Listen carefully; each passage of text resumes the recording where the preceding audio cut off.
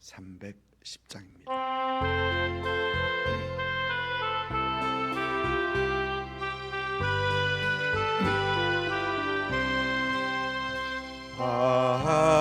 하나님의 은혜로 있을 데 없는 자 왜 구속하여 주는지 난 알 수 없도다.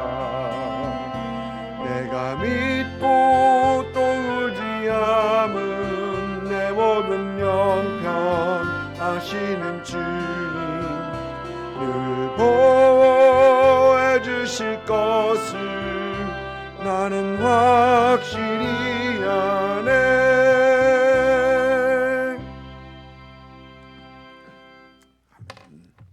에스겔 39장 21절부터 29절까지입니다. 39장 21절부터 29절까지 우리가 잠목소리를 읽습니다.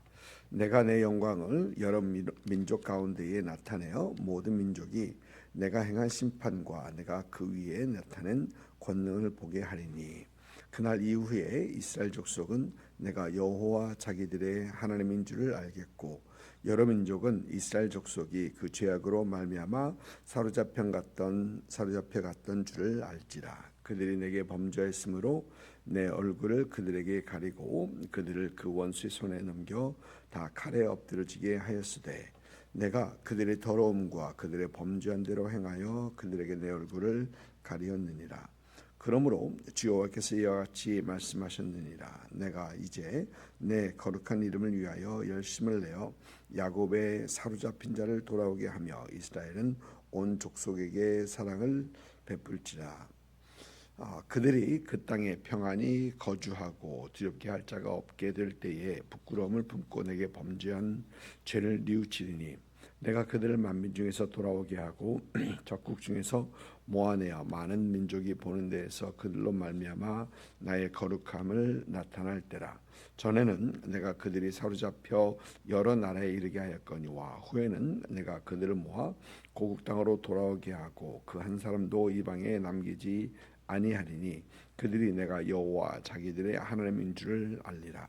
내가 다시는 내 얼굴을 그들에게 가리지 아니하리니 이는 내가 내 영을 이스라엘 족속에게 쏟았습니다. 주 여호와의 말씀이라. 아멘. 에스겔서 38장 39장은 곡과 마곡이 이스라엘을 침공하나 하나님께서 그들을 심판하시고 또 하나님께서는 그들을 매장하시고 사람들과 짐승들의 먹이로 주심으로 그들을 심판하실 것을 이제 말씀하고 있습니다.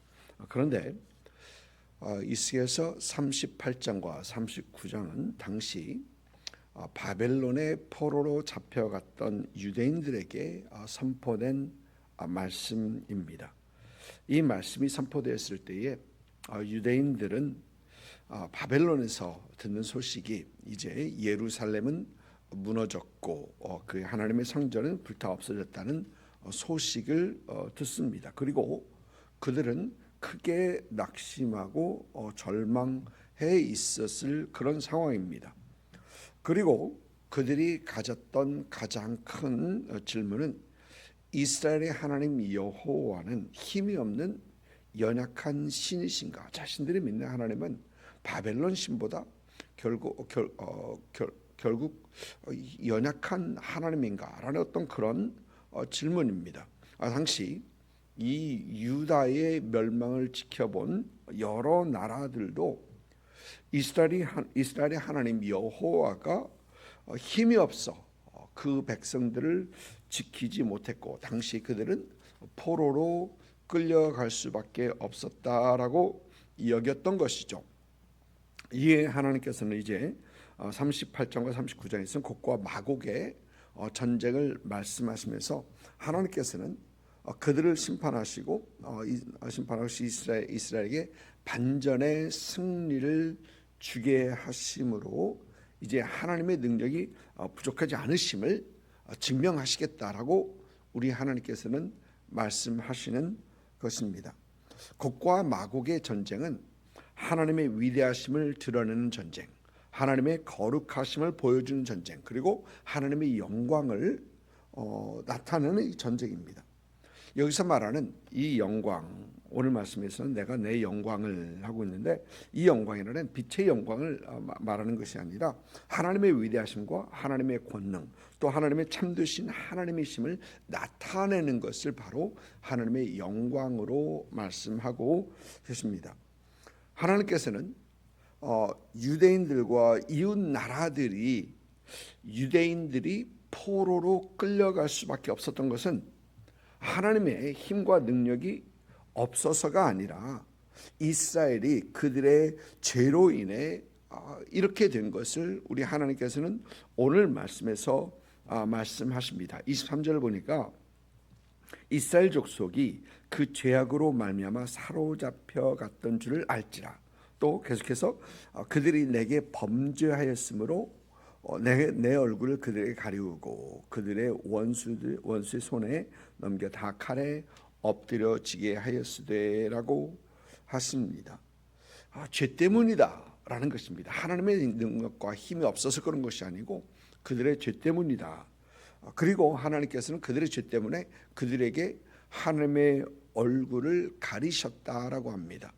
여기서 하나님의 얼굴을 가리셨다는 것은 하나님께서 더 이상 그들에게 은혜를 베풀지 않으시겠다는 것입니다. 하나님과의 이스라엘과의 우호 관계가 더 이상 유지하지 않아야 하시겠다라고 하시는 것입니다. 하나님께서는 이어서 이미 이스라엘에게 너희가 하나님의 말씀을, 하나님의 계명을 지키면 너희가 복을 받고 이 땅에서 복을 받고, 너희가 하나님의 계명을 지키지 않으면은 저주를 받을 것임을 이미 하나님께서 말씀하시고 계속해서 말씀하셨습니다. 그리고 이 하나님의 말씀대로 이스라엘은 하나님 앞에 범죄함으로 저주를 받고, 하나님께서는 이들을 지키시지 아니하셨고 그들에게 은혜를 베푸시지 아니하셨고, 또 이렇게 하나님의 얼굴을 가리셔서 이때 이스라엘을 노리던 이웃 민족들은 이제 이스라엘을 침공할 기회를 얻게 되는 것이죠. 실제로 이스라엘이 포로가 된 것은 그들이 스스로 자초한 일이었습니다. 그런데 하나님께서는 하나님의 거룩하신 이름을 위하여, 하나님의 영광을 위하여 이스라엘을 회복시키겠다라고 우리 하나님께서는 말씀하시는 것이죠. 하나님의 이름은 여러 민족 중에 바닥으로 떨어졌습니다. 유다의 죄로 인하여, 유다가 바벨론의 포로로 잡혀감으로 인해 이방 민족들은 하나님의 힘이 없는 것으로 여겼고 하나님의 권능이 부족한 것으로 여겼던 것입니다. 이렇게 하나님의 이름은 바닥에 떨어졌던 것입니다. 하나님께서는 이스라엘을 회복시키심으로 하나님의 이름을 회복시키시겠다라고 하십니다. 하나님의 영광, 하나님의 거룩하심, 하나님의 위대하심을 회복시키시겠다고 하시는 것입니다. 여러분, 우리가 죄로 인해 우리 삶이 심히 망가질 때, 예수 그리스도를 믿는 사람들의 삶이 망가질 때 하나님의 이름이 욕을 먹습니다. 그러나 우리가 주 안에서 회복될 때, 하나님과 함께하며 복된 삶을 살아갈 때 하나님의 이름이 존귀케 되십니다. 거룩하신 하나님께서 드러나시고 하나님께서 영광을 받으시는 것입니다. 우리가 죄에서 돌이켜 하나님의 계명을 지키고 하나님과 함께하는 그런 삶 속에서 하나님을 기쁘시게 하고 하나님을 경험하는 삶을 살게 되면 우리의 삶을 통해서 존귀케 되고 영광 받으시는 분은 하나님이시다라는 것이죠. 여러분, 하나님께서는 출애굽을 통해서 또 이스라엘이 가나안 땅을 정복하며 그 정착하면서 하나님께서는 자신의 이름을 높이셨습니다. 하나님의 하나님 되심을 분명 모든 민족에게 보이셨습니다. 하나님의 권능, 하나님의 능력, 하나님의 하나님 되심을 당시 보이셨습니다. 이제 하나님께서는 출바벨론, 출바사를 통해서 다시 한번 하나님의 거룩하심을 나타내게 하시겠다. 하나님의 하나님 되심을 보이시겠다라고 하나님께서는 하시는 것이죠. 또 그리고 하나님께서는 실제로 역사 속에서 이스라엘을 다시 회복시키시고 만민중에서 돌아오게 하시면서 또 그들 그 땅에 다시 거하게 하시면서 하나님의 이름을 높이셨던 하나님이십니다. 우리는 역사 속에서 또 한 번의 하나님의 하나님 되심, 하나님의 능력과 하나님의 거룩하심을 보여준 것을 봅니다. 1947년 이스라엘이라는 나라가 세워지면서 우리는 하나님의 놀라운 기적, 하나님의 하나님 되심을 다시 한번 보게 됩니다. 나라가 없어진 지 거의 1900년이 된 후에 그 나라가 다시 세워지는 그 놀라운 역사가 있게 되는 것이죠. 사실 1900년이라는 이 세월은 모든 사람들의 머리에서 그 나라의 이름이 지워져도 이상하지 않은 그런 기간입니다. 1900년이라는 나라, 이 시간은 이 모든 이스라엘 사람들에서 자신의 정체성을 잊어버려도 다 잊어버려도 지워져도 아무런 이상하지 않은 그런 시간입니다. 그러나 그들은 다시 하나님께서 약속하신 그 땅에 돌아와서 이스라엘이라는 이름으로 다시 국가를 세웁니다. 어떤 사람들은 물론 이것을 시오니즘을 추구하는 어떤 그런 사람들의 공으로 돌립니다.